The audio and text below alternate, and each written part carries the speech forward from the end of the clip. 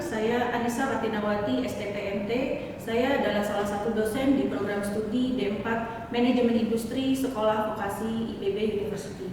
Video ini dibuat untuk tujuan melengkapi dokumen pernyataan diri dosen dalam unjuk kerja Tridharma Perguruan Tinggi atau PDD UKTPT. Selama menjadi dosen di Prodi Manajemen Industri sejak tahun 2012, saya sudah mengampu mata kuliah perancangan kerja dan studi gerakan, matematika industri, metode kuantitatif untuk perencanaan, praktik produksi ringkas, praktik metode dan pengukuran kerja, ketenagakerjaan dan K3, pengelolaan lingkungan industri dan sistem produksi hijau. Mata kuliah yang akan ditampilkan dalam video pembelajaran yaitu mata kuliah perancangan kerja dan studi gerakan.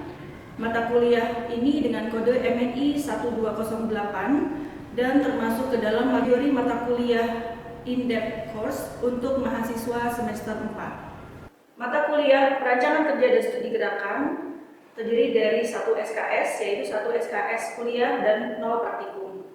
Mata kuliah perancangan kerja dan studi gerakan mempelajari teknik dan tata cara kerja dengan lingkup pengaturan kerja, yaitu teknik pengaturan terhadap pekerja, bahan, peralatan, dan perlengkapan kerja yang dipelajari melalui peta kerja, studi gerakan, dan ekonomi gerakan. Capaian pembelajaran lulusan program studi yang dibebankan pada mata kuliah PKSB ini antara lain ada 3. CPL yang pertama adalah menunjukkan sikap bertanggung jawab atas pekerjaan di bidang keahliannya secara mandiri. CPL 2 mampu menunjukkan kinerja mandiri secara bermutu dan terukur.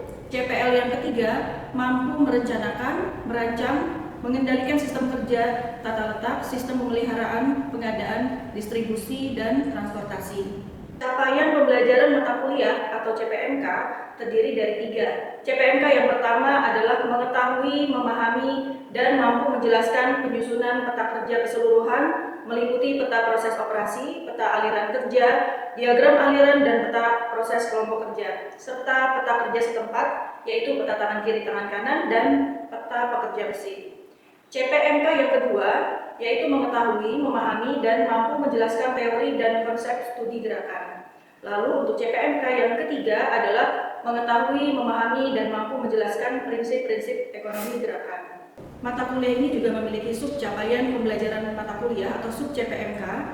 Yang pertama adalah mampu mengetahui, memahami, dan dapat menjelaskan bahwa peta kerja bagian dari keilmuan teknik tata cara kerja. Sub CPMK yang kedua mampu mengetahui, memahami, dan dapat menjelaskan pengertian peta kerja.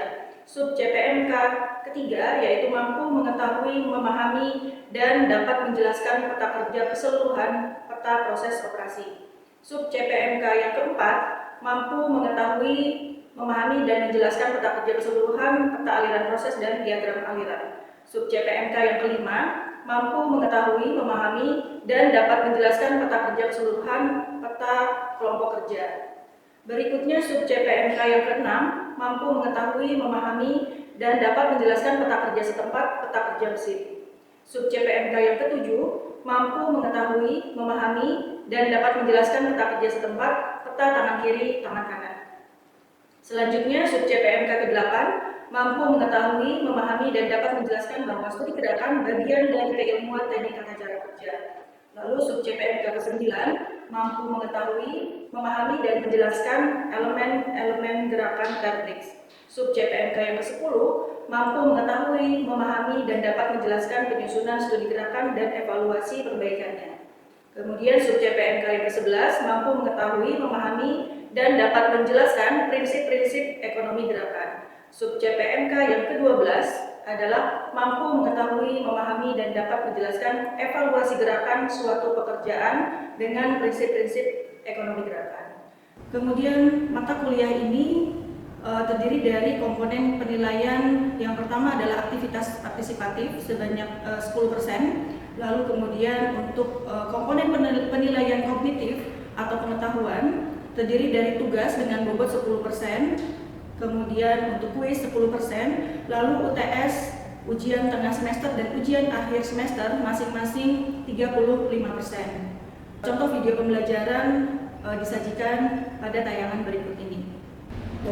Kita mulai pelajaran hari ini. Bismillahirrahmanirrahim. warahmatullahi wabarakatuh.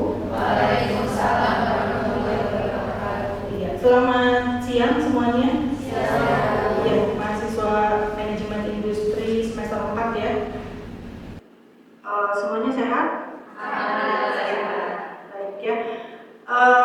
Hari ini saya akan mengajari mata kuliah perencanaan kerja dan studi gerakan. Sebelum dimulai, ya, baik kita akan bersama-sama berdoa terlebih dahulu ya. Baik. Komiti silakan untuk memimpin doa, Mayor. Sebelum mulai kuliah hari ini, baiknya berdoa untuk saya masing-masing. Berdoa dimulai.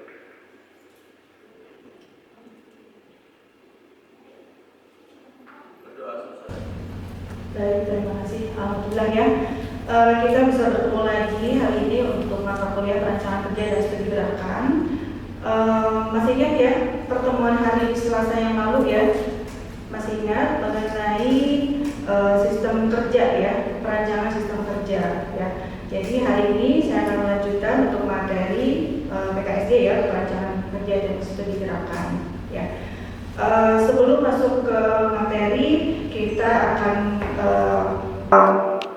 melihat dulu pertemuan yang sebelumnya ya.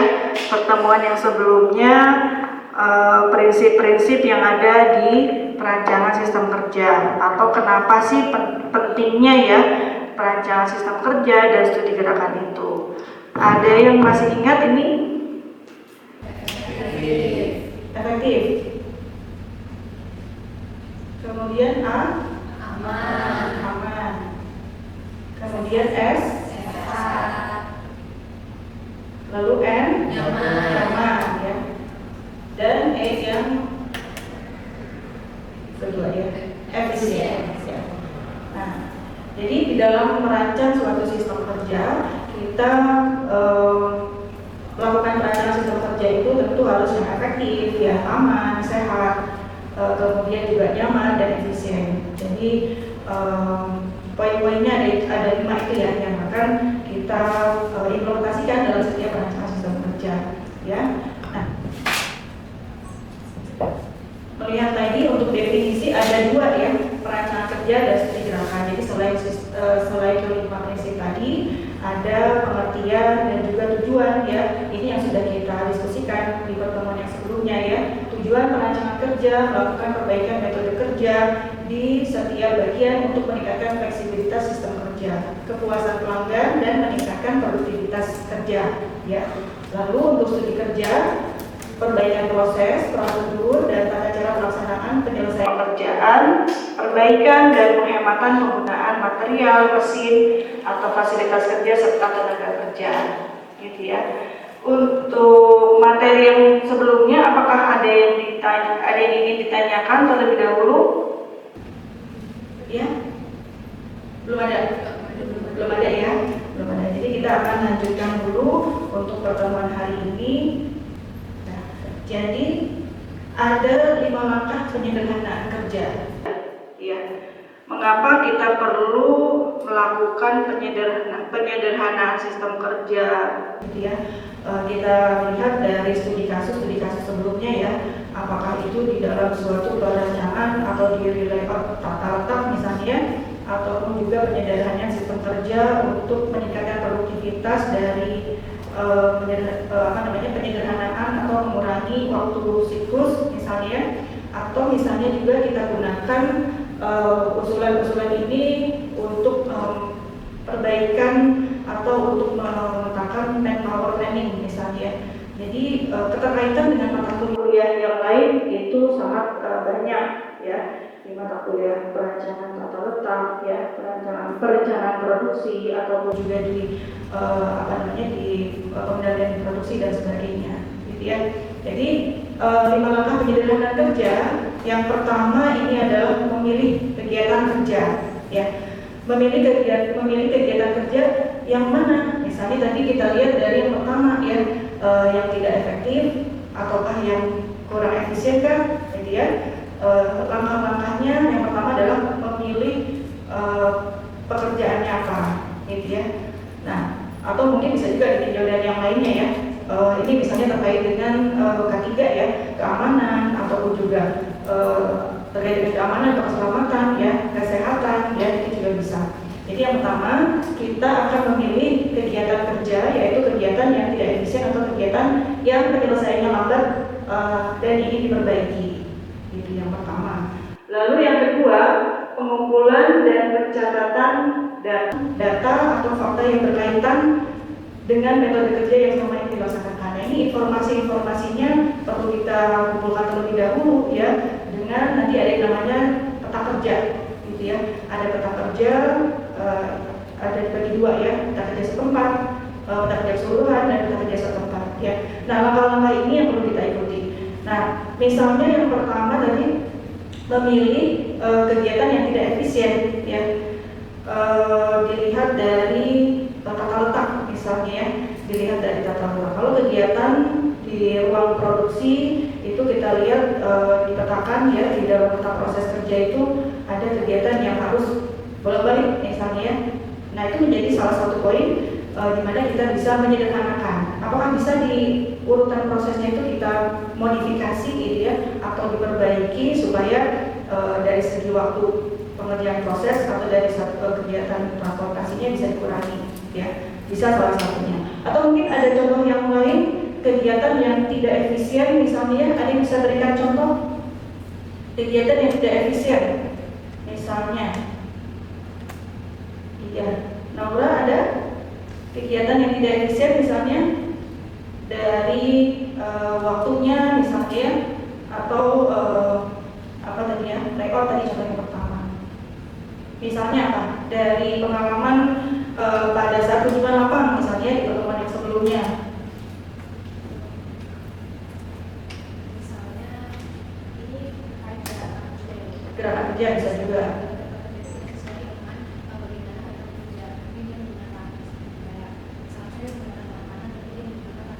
Iya, dari gerakannya ya. Dari gerakan, berarti kita sudah melihatnya ke fokus ke suatu lingkup kerja atau stasiun kerja yang lingkupnya nanti itu disebutnya dengan peta kerja setempat. Jadi ya, ada beberapa jenis peta kerja.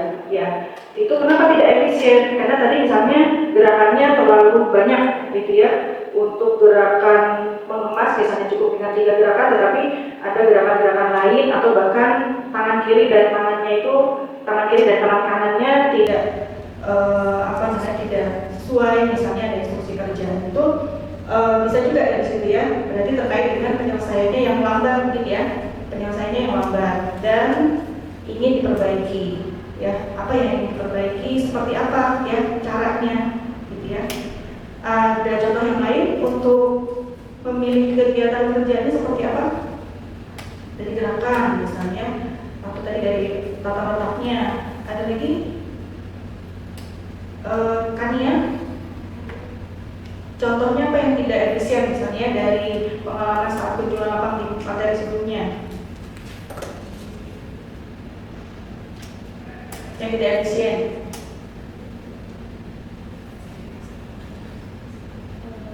seperti mengambil bahan baku yang terlalu jauh. Oh ya, pengambilan bahan baku atau material ya yang terlalu jauh dari tempat produksi atau mungkin juga tempat sakitannya misalnya. Nah, berarti itu ada yang bisa diperbaiki ya, ada yang bisa diperbaiki pasti dari segi waktu ya, dari segi biaya gitu ya, nanti kita bisa evaluasi lagi gitu ya. Jadi seperti itu ya contohnya ya, apa sih yang bisa kita perbaiki di langkah yang pertama ini karena terkait dengan memilih kegiatan gitu ya.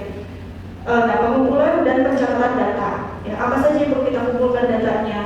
Data kebutuhan waktu untuk proses produksi itu pasti ya. Kemudian data-data yang terkait dengan urutan kegiatan ya, gerakan kerja, layoutnya ya, sehingga tadi kita bisa lihat ruang produksi dengan ruang penyimpanan bahan baku ini jaraknya jauh atau mungkin dekat, tetapi aksesnya itu harus memutar misalnya, ruangannya bersebelahan tetapi untuk aksesnya harus melalui luar misalnya, tidak berupa seperti ruangan ini dengan ruang sebelah, tidak ada pintu di dalam ruangan yang menghubungkan ya, connecting door-nya ya misalnya seperti itu. Kalau kegiatannya banyak atau interaksinya artinya cukup sering ya.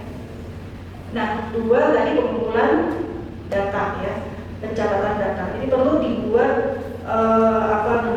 catatan-catatan ya, perlu dikumpulkan informasi produksinya, kemudian urutan prosesnya ya sampai ke dena atau layoutnya dan semuanya lengkap-lengkapnya ya nanti di peta kerja. Nah itu kita bisa lihat ya Pak ya. Kemudian yang ketiga, analisa terhadap langkah-langkah kerja ya, langkah-langkah yang tidak efisien dicari sebab-sebabnya. Tadi di awal kita sudah mengidentifikasi ya kegiatan mana yang kita lihat waktunya terlalu lama, atau mungkin tadi lama itu karena harus berpindah tempat. Kita lihat di yang ketiga ini kita analisis ya langkah-langkah kerja penyebabnya apa, karena menggunakan karena tenaga kerjanya hanya satu misalnya, atau bisa juga karena alat penanaman bahannya harus bergantian, ataupun juga dikarenakan faktor penyebab dari layoutnya gitu ya. Jadi dicari penyebab-penyebabnya itu bisa dengan menggunakan apa? Fishbone, analisis ya, O3 ya. Nah bisa juga O3 analisis ya, toolsnya yang bisa kita gunakan untuk menganalisa langkah-langkah kerja mana yang tidak efisien ya, tidak efektif, atau mungkin juga tidak aman ya dan seterusnya. Lalu yang keempat adalah usulan alternatif metode kerja yang lebih baik ya. Artinya di poin yang pertama tadi kan ingin memperbaiki ya, lebih cepat, lebih ringkas misalnya untuk transportasi tidak terlalu jauh. Nah, ingin yang mana itu ya tujuan yang diinginkan terhadap perbaikan kerja ini. Tentu harus diuji coba terlebih dahulu ya, apakah dengan simulasi ya atau kita hitung ya, disimulasikan atau dihitung kalau terjadi perubahan dari segi metode kerjanya ataupun juga dari gerakannya ya. Nah kita lihat perbandingannya jadi sebelum dan sesudahnya, uji coba terlebih dahulu, baru kemudian yang kelima aplikasikan metode kerja yang baru tersebut ya, lebih efisien kan, lebih efektif, lebih aman, nyaman ya. Nah kemudian itu akan ada evaluasi. Jadi ini adalah 5 langkah penyederhanaan kerja ya, agar lebih produktif ya dan prinsip-prinsipnya terpenuhi gitu ya. Ini 5 langkah. Apakah ada yang ingin bertanya dulu sebelum dilanjutkan ke slide berikutnya? Sudah cukup. Nah, pendekatannya apa saja ya? Tadi Naura ya, kemudian juga Kania ya, juga sudah menyampaikan perbaikannya. Kita lihat dari gerakannya Bu, gitu ya, tangan kiri dan tangan kanannya. Nah itu di dalam penyederhanaan kerja kita bisa melakukan pendekatannya dengan peta kerja ya. Nah peta kerja ini tentu ada lambang-lambang yang digunakan dan ini sudah terstandar di internasional. Ada berapa lambangnya? Ada 5 ya. Yang pertama simbol lingkaran ya, lambangnya itu untuk kegiatan operasi ya. Kemudian transportasi, ada pemeriksaan, penyimpanan dan menunggu. Secara umum ya, kegiatan-kegiatan atau diproduksi ataupun juga di penyimpanan itu masuk ke 5 lambang ini gitu ya. Nah, operasi ya. Yang pertama, operasi itu apa? Suatu kegiatan ya untuk mengubah secara kimia atau ada proses tertentu ya, mengubah bentuk ya, di situ operasi. Misalnya proses apa? Proses pencampuran dari bahan-bahan ya, ketika kita ingin membuat adonan roti misalnya, yang itu operasi ya. Ada perubahan ya dari bahan tepung buat roti, telur ya, tepung terigu, telur, ada gulanya gitu ya, dan ragi pengembang ya. Nah jadi itu adalah operasi. Contoh yang lain apa? Operasi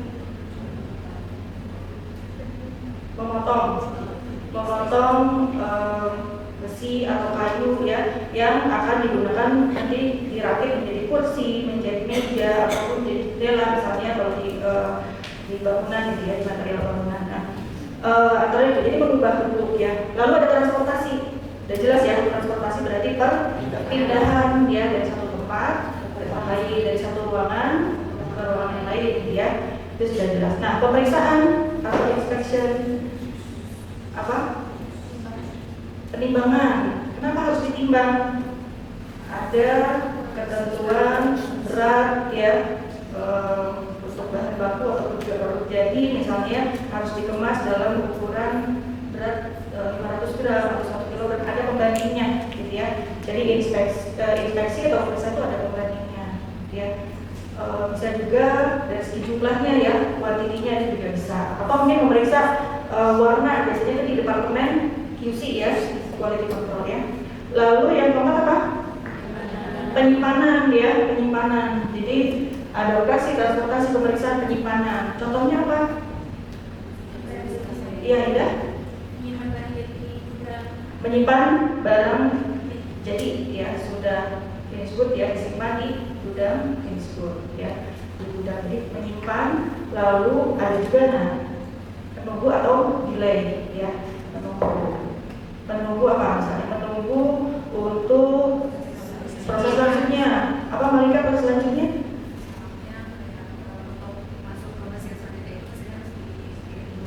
Ya, jadi bahan BIP-nya itu harus menunggu antrian ke mesin berikutnya ya.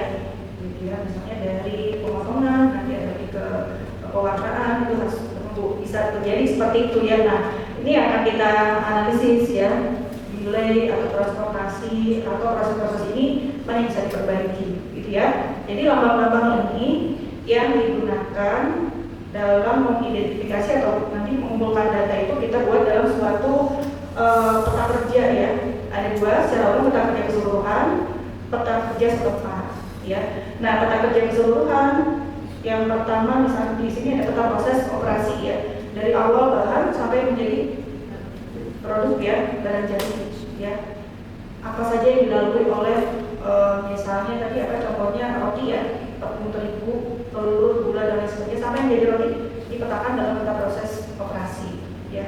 Atau di perakitan ya, perakitan kursi meja dibuat juga urutannya ya di peta proses operasi dengan lambang-lambang tadi ya. Ada waktunya, ada mesinnya apa yang digunakan, kemudian juga spesifikasi proses yang lain ya, misalnya suhu apa ya, itu juga ada di situ.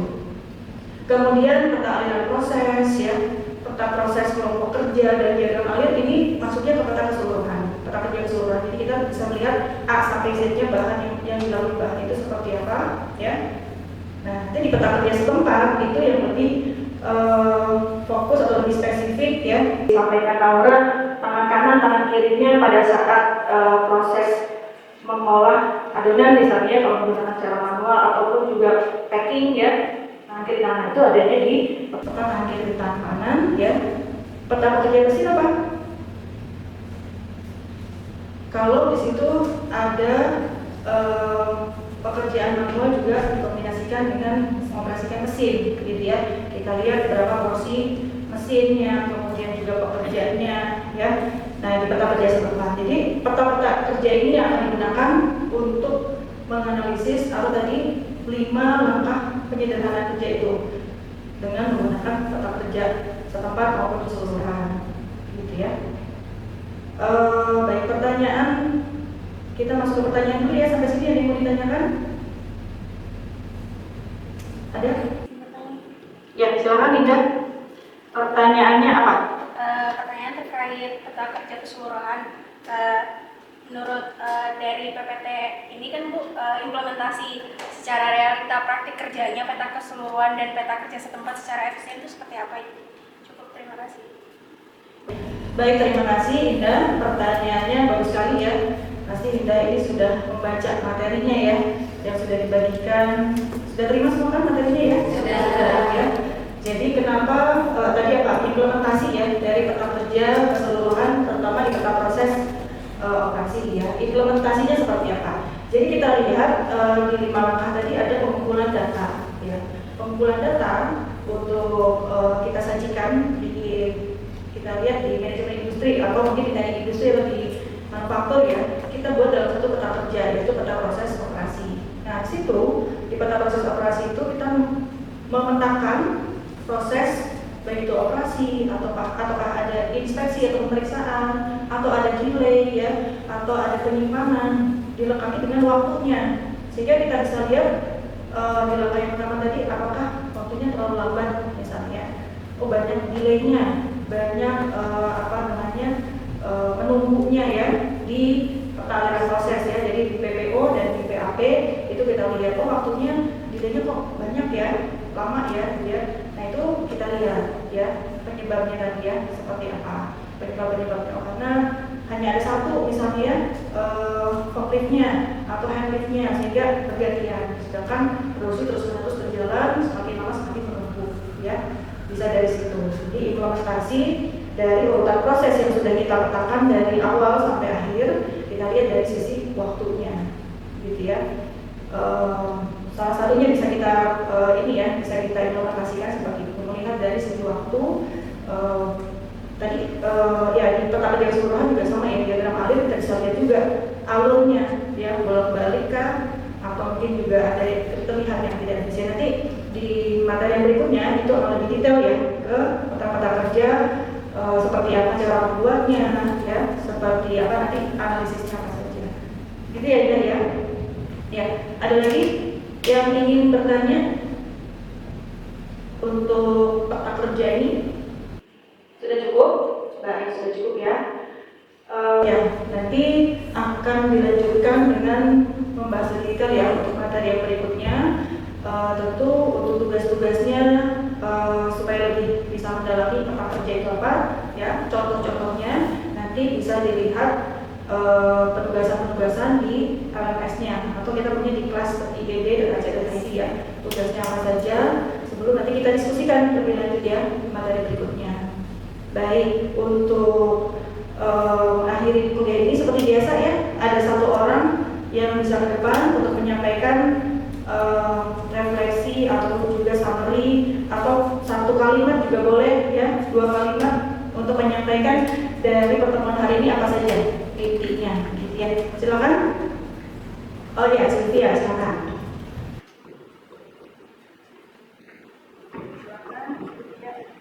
Baik, jadi rangkuman untuk materi kali ini yaitu ada perancangan sistem kerja dan tujuan untuk menciptakan proses kerja yang lebih efisien dan nyaman melalui studi gerakan yang dianalisis oleh gerakan tubuh kerja untuk mengembangkan gerakan yang efektif. Adapun prinsip-prinsip dari PKSD sendiri itu ada efektif, aman, sehat, nyaman, dan efisien. Mungkin itu rangkuman dari saya. Baik, terima kasih sudah menyampaikan ringkasan dari materi hari ini untuk perancangan kerja dan studi gerakan ya. Mungkin itu saja ya yang bisa disampaikan untuk pertemuan hari ini. Untuk penugasannya jangan lupa ya dikerjakan nanti secara berkelompok agar lebih memahami ya dan mendalami mengenai materi hari ini dan juga penerapan atau implementasi dari peta kerja ya. Penugasan kelompoknya sudah ada ya? Sudah ada, nanti dilihat lagi. Kemudian dijaga secara berkelompok ya, tadi sudah. Baik, kalau gitu kita akhiri dengan berdoa juga ya. Baik, silakan Komki, Mayor. Untuk mengakhiri kegiatan kuliah hari ini, baiknya berdoa menurut percaya masing-masing. Doa mulai. Berdoa selesai. Baik, terima kasih. Ya. Kalau gitu kita akhiri pertemuan hari ini ya. Terima kasih. Wassalamualaikum warahmatullahi wabarakatuh. Waalaikumsalam warahmatullahi wabarakatuh. Demikian video pembelajaran dengan tujuan untuk melengkapi dokumen pernyataan diri dosen dalam uji kerja Tridharma Perguruan Tinggi sertifikasi dosen tahun 2025. Terima kasih. Wassalamualaikum warahmatullahi wabarakatuh.